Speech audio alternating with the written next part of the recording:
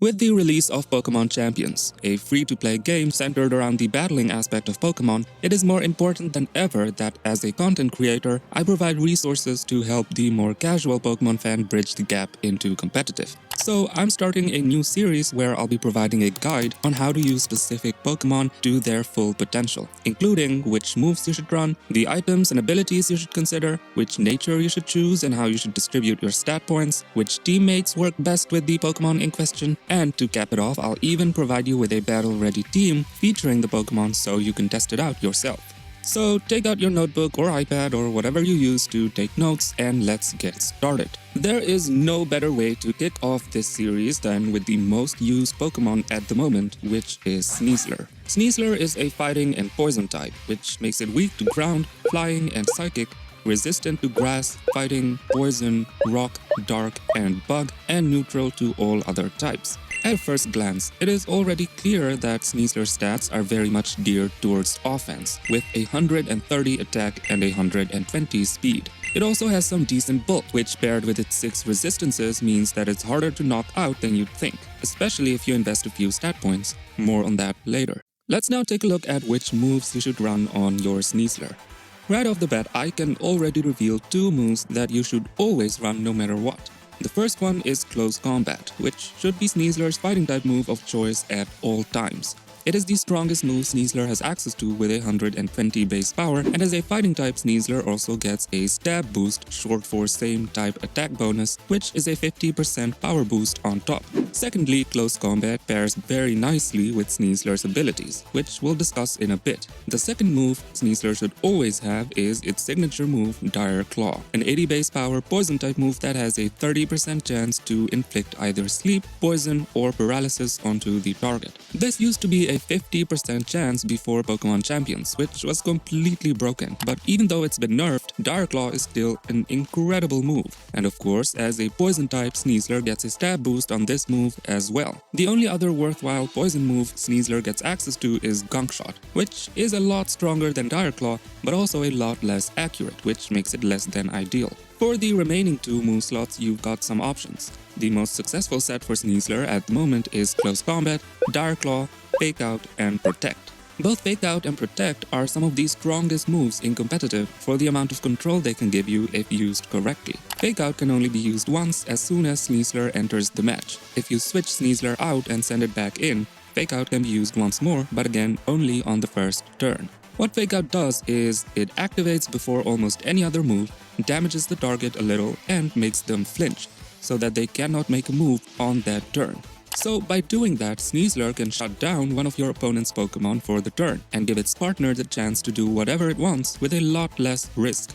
Protect is used to shield Sneasler for the turn and cause all of the opponent's moves to fail if they were targeting Sneasler. This gives Sneasler's partner the opportunity to threaten the opposition while making sure Sneasler survives the turn. None of these moves are absolutely mandatory, but it is highly encouraged to have either Fake Out or Protect, so that Sneasler always has some capacity to change the board position. You can, however, drop one of these moves if your team would get more value from something else, and these are the moves you'd consider instead. Coaching raises the attack and defense of Sneasler's partner and can pair well with physical attackers like King Gambit and Basculegion, or even Pokémon that just appreciate the defense boost, like Mega Floette. Rock Tomb can be used to drop the target's speed. As Sneasler is a very fast Pokémon, you can use Rock Tomb on the opponent before they get the chance to make a move, and make sure that they're slower than Sneasler's partner, which can then follow up with a strong attack itself. Rock Tomb can also be used to knock out Mega Charizard Y, which is one of the most popular Mega Evolutions in the format right now. Another move you could consider using on Sneasler is Throat Chop.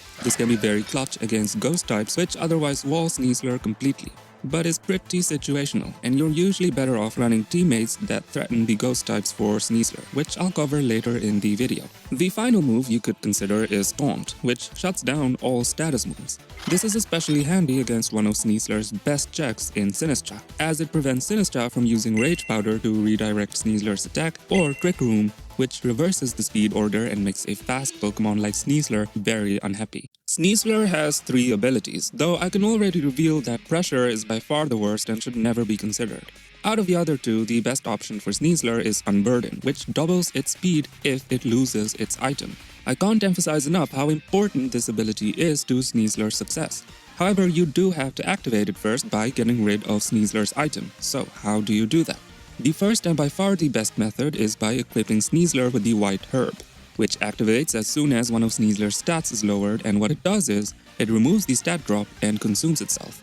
This is another reason why Close Combat is such a great move on Sneasler, because it drops Sneasler's defenses upon use, which then activates the white herb. This then reverses the defense drop and doubles Sneasler's speed. Your opponent may also try to intimidate Sneasler and drop its attack, and if they do this, White Herb will also activate, remove the attack drop and double Sneasler's speed. And a Sneasler with doubled speed is incredibly powerful. One of the best ways to make sure you outspeed your opponent is by setting up Tailwind, which doubles the speed stat of your entire team for 4 turns. But if you're facing a Sneasler that has already doubled its speed with Unburden, chances are Sneasler will still outspeed your Pokémon even if you set up Tailwind. The second item Sneasler can use to activate Unburdened is Focus Sash. If Sneasler is hit with a really strong move like Weather Ball from Charizard, Focus Sash will activate and allow Sneasler to live with 1 HP, consume the item, and activate Unburden. However, this is pretty unreliable and can be played around by the opponent, so I'd recommend White Herb as the item of choice if you're using Unburden as Sneasler's ability, which I think you should. However, Sneasler also gets Poison Touch, which is very cool, albeit not better than Unburden. What Poison Touch does is poison the target 30% of the time if Sneasler hits them with a contact move like Fake Out, Close Combat, or Dire Claw. Dire Claw becomes particularly ridiculous with Poison Touch, as it will now leave the target with a status condition more often than not. If you do decide to run Poison Touch, I would recommend Focus Sash as the item, since this will give your Sneasler more longevity and therefore more opportunities to activate the ability. Alright, let's take a look at natures and stat points. As Sneasler is a fast physical attacker that has no use for its special attack, the best natures for it are either Adamant, which boosts attack and lowers special attack, or Jolly, which boosts speed instead. The best one is Adamant.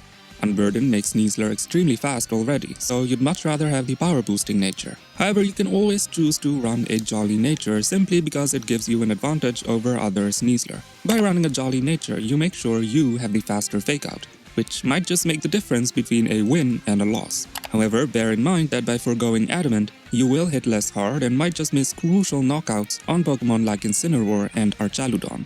When it comes to stat points, you should always run max speed, so 32 stat points, no matter what. This is to make sure that at worst, you speed tie with other Sneasler. With your remaining stat points, you'll likely want to invest almost all of it into attack.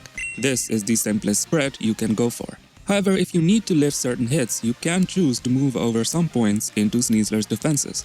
Something I like a lot is 8 points in HP and 3 in special defense, which makes sure you always live a heat wave from Mega Charizard Y. You could also go for 8 points in HP and 5 in defense, which makes sure you survive Earthquake from Garchomp and Excadrill if they've been intimidated.